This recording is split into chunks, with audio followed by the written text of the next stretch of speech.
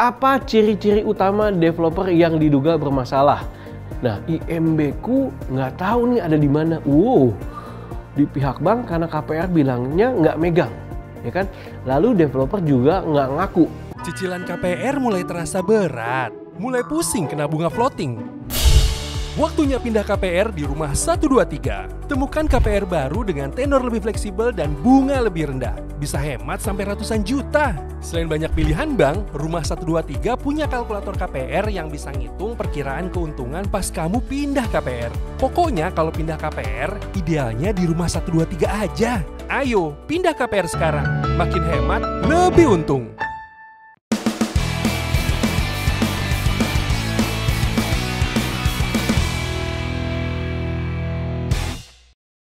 Hai Property People, ketemu lagi sama gue Ruby Herman di program Kata Ruby. Di program Kata Ruby ini gue bakal menjawab pertanyaan dan keresahan dari Property People yang terkait sama urusan properti. Jangan khawatir, gue bakal jawabin pertanyaan kalian satu-satu pakai bahasa yang gampang dimengerti kok. Sebelum kita lanjut, subscribe dulu nih channel YouTube Rumah 123 buat dapetin informasi seputar properti dan konten menarik lainnya. Oke, kita masuk nih. Pertanyaan pertama, @nanojam12.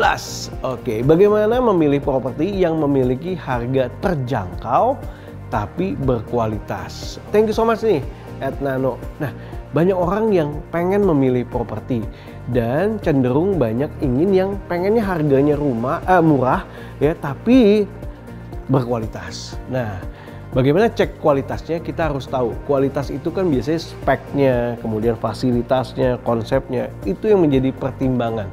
Banyak properti-properti yang ditawarkan oke mungkin murah tapi speknya mungkin beda sama kualitasnya. Sehingga kita harus cek detail, apa sih spek yang digunakan. Misalnya nih, dalam pembangunan rumah kita lihat nih bagaimana fondasinya, ya kan? Apakah fondasinya tapak atau tiang pancang? Kemudian juga untuk spek rumahnya, apakah batu bata, menggunakan batu bata ya untuk dindingnya, atau hebel atau batako. Nah, itu mempengaruhi kan. Kalau batako biasanya cenderung cost-nya lebih murah, tapi kualitasnya, nah itu untuk jangka panjang ya ada beda ya dibandingkan mungkin batu bata ya kan, ataupun hebel. Nah, kemudian lagi untuk kerangkanya, ada yang kerangka kayu, ada juga yang kerangkanya aluminium, kerangka baja. Nah, kita bisa cek nih properti tersebut dengan melihat detailnya. Makanya dalam beli properti jangan hanya murahnya aja, tapi lihat bagaimana nih spek yang digunakan dan kualitas yang digunakan. Nah, itu bicara soal tadi ya. Kita juga bisa tanyakan, apakah harga rumah tersebut sudah include seperti ada promosi DP yang disubsidi atau dibayarin ya, karena lumayan juga kan ketika DP dibayarin atau rumahnya subsidi DP. Kemudian biaya-biaya seperti biaya BPHTB, akte jual beli, biaya KPR, karena itu mempengaruhi loh ya kan dari harga properti tersebut, dan itu bisa tergolong terjangkau dan juga murah untuk kemampuan kita atau enggak ya. Dan yang pasti kalau bicara soal kualitas, pastikan juga pemilihan developernya. Lihat track record dari developer tersebut. Apakah developer tersebut memiliki track record yang terpercaya? Karena banyak sekali nih developer yang notabene bodong. Ya, jangan sampai terjebak sama yang harganya kelihatannya murah aja, karena itu merupakan pancingan gitu kan. Tapi bagaimana kita bisa melihat bagaimana si kualitas track record dari developer tersebut. Nah, teman-teman sekali lagi, luangkan waktu, investasikan waktu sebelum melakukan pembelian properti. Jangan sampai salah pilih. Kalau saran saya, saat memilih properti khususnya bagi first time buyer atau properti yang pertama, saran saya belilah properti yang sudah ready. Ya, yang sudah ready. Ya, cari perbandingan harga kalau bisa yang sudah ready, karena pasti lebih untung. Kalau kita nggak tahu, saat kita salah pilih, memilih developer yang salah, akhirnya nggak dibangun dan akhirnya kita mengalami kerugian. Oke, Nano Jam 12, semoga bermanfaat buat Nano. Bisa cek juga rumah atau properti yang ada di Rumah 123. Semoga bisa bermanfaat. Oke, property people, kalian mau tanya juga langsung aja nih, tulis pertanyaan kalian di kolom komentar di bawah ini, sertakan nama IG kalian karena bakal ada hadiah menarik buat pertanyaan yang terpilih ya. Selamat ya buat yang terpilih. Oke, pertanyaan kedua, gue mau jawab pertanyaan dari GG Lia. Apa ciri-ciri utama developer yang diduga bermasalah? Nah, IMB ku nggak tahu nih ada di mana. Di pihak bank karena KPR bilangnya nggak megang, ya kan? Lalu developer juga nggak ngaku, udah nggak megang. Kalau kayak gini gimana ya? Apakah harus bikin IMB lagi? Oke, gue jawab dulu ya. Jadi gini loh, dalam pembelian properti, ya kan, waktu kalau ini tergantung ya. Kalau tadi melibatkan bank berarti pembeliannya menggunakan kredit ya, KPR ya. Nah, waktu KPR saya mau kasih tahu dulu nih. Waktu proses KPR artinya developer menyerahkan sertifikat dan surat-surat lainnya ke bank ya. Tapi ini saya jelasin tentang prosedurnya dulu ya. Menyerahkan ke bank sehingga bank memberikan uang ke developer. Lalu si yang kredit ini akan nyicil ke developer dan surat dan lain-lainnya ada di bank. Nanti bisa cross check ada nggak nih tanda terimanya. Developer menyerahkan ke bank biasanya itu ada serah terima, ada tanda terimanya. Karena serah terima surat-surat itu selalu ada. Apa aja yang sudah diberikan. Nah, itu bisa ditelusuri gitu ya. Karena prosedurnya seperti itu. Kemudian juga waktu kita udah lunas nih, waktu si yang kredit ini lunas ke bank, itu biasanya bank akan memberikan surat-surat lainnya ke tadi yang kredit tersebut, ya kan? Nah, apakah dicek juga apakah ada tanda terima tersebut, ya kan? Karena saat udah lunas artinya sertifikat IMB dan lainnya harusnya ada. Nah, silakan cek and recheck. Nah, tapi in case kalau udah ditelusuri nih alurnya masih nggak ketemu juga, artinya kan wah hilang nih.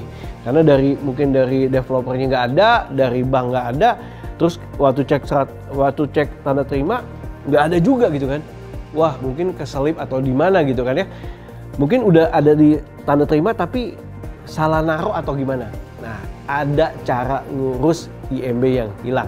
Sekali lagi ya, seperti ketika IMB kamu hilang sebenarnya ada dua cara yang kamu bisa lakukan. Pertama, kamu bisa ngurus dokumen IMB yang hilang ini sendiri. Kedua, kamu juga bisa ngurusnya lewat jasa konsultan. Ya, tapi kalau misalnya kamu punya waktu luang nih, kamu bisa ngurus sendiri. Nah, begini nih caranya nih. Oke.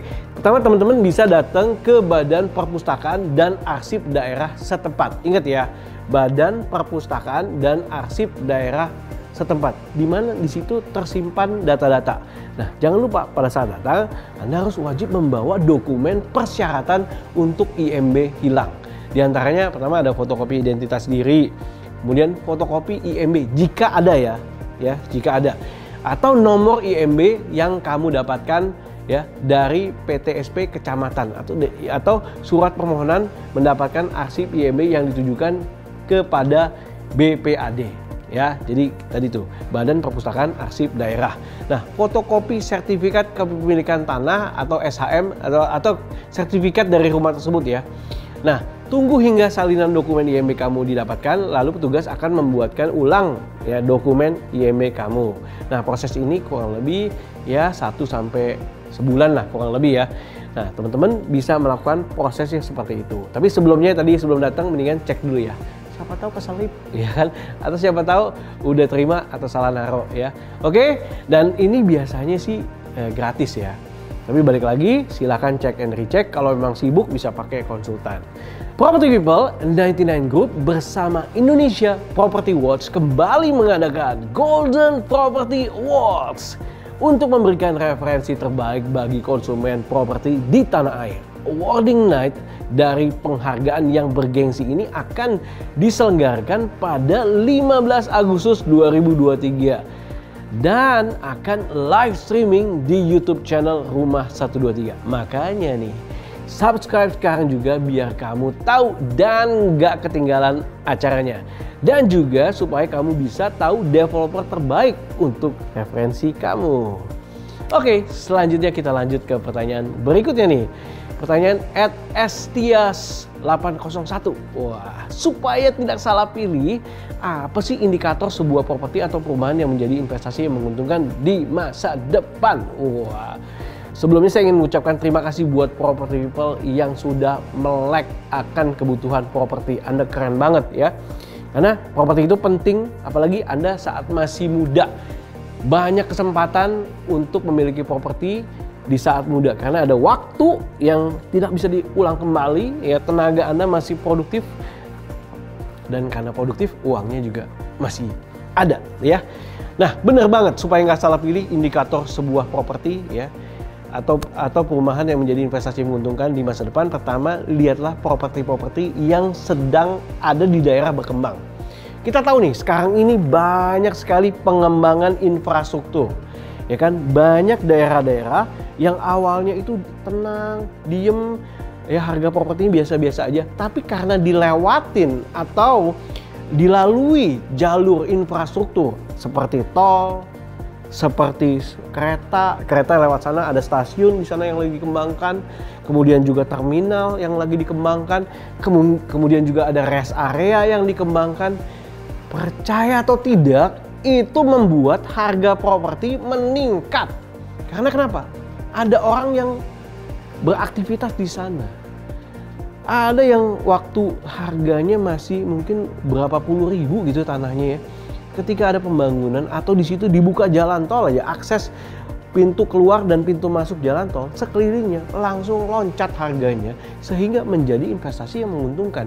Kita banyak dengar kan dan lihat sendiri, ada yang petani-petani yang punya tanah, ketika tanahnya dilalui, ya, oleh jalan tol atau tadi infrastruktur lainnya, ya, tiba-tiba diganti untung, bukan ganti rugi nih, ganti untung, dan nilainya itu fantastis banget. Tapi buat petani saya saran nih, ketika udah dapat ganti untungnya, jangan lupa beliin properti lagi supaya Anda tetap masih bisa punya properti. Nah, itu adalah seperti ilmu pasti, tapi kita harus jeli lihat properti mana yang lagi ada di area berkembang tersebut. Karena ketika adanya pembukaan jalan tol, akses tol itu baik keluar dan pun masuk, otomatis banyak sekali developer yang berkembang atau mengembangkan properti-propertinya di area tersebut. Nah, jadi silakan lihat potensi mana, karena Indonesia ini lagi pembangunan infrastruktur kan, banyak jalan tol yang menghubungkan dari kota ini menuju kota ini, sehingga yang jarak antara kota ini ke kota ini akan berkembang tuh properti-propertinya, harga tanahnya berkembang sehingga menjadi pemasukan juga buat negara.